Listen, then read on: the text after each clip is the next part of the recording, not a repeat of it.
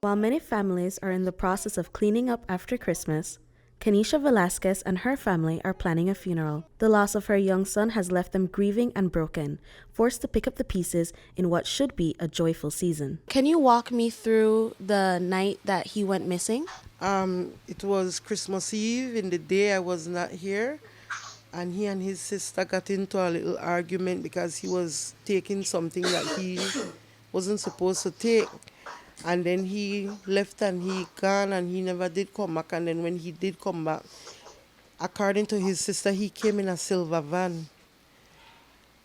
I was calling him and he walked off the veranda and he got into the silver van, like one of those dollar van type. So my daughter came and she said, Ma, you know that Chris get in our van again. I asked she used to who they in the van. She said no.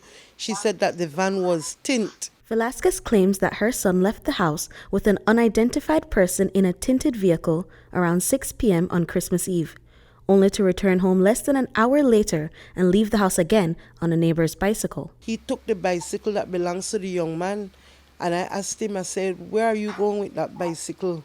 He said, no way. One of my friends came. I thought he had left, but one of my friends came and said that he was still out there. And then I went back outside and I told him when my friend left, I said, Chris, you can't do what you want and you can't expect them to scold you. You have to learn to listen. And when I come inside, it looked like he picked up the bike and he got on the bike.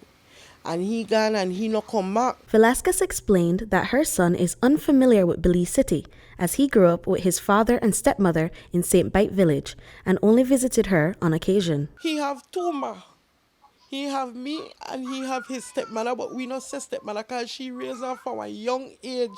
That his mom, the last conversation he had, like a real conversation with anybody, was with her. They were talking about his birthday and she was telling him to send ham and cake. And then when she got off the phone with him, I heard him say, love you, Kimmy. He said, and I love you, Trini.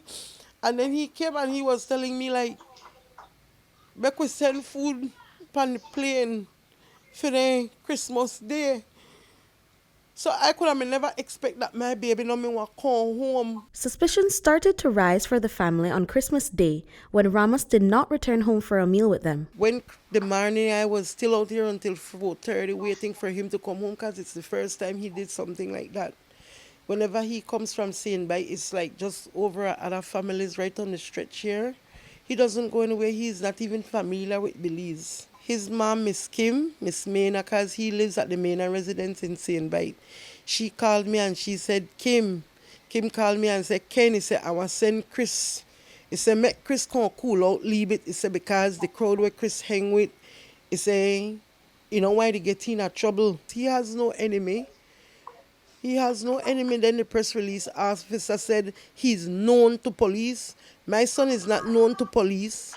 You all could do your research from what I'm telling you. They have more than one Christian Ramos, more than one person named like him. Velasquez stated that her son was quiet and well liked by all, and that the crime was cruel and vicious. I always tell her, I say, Kim, you know I born Chris for you. God, me know that you be one of the best mom.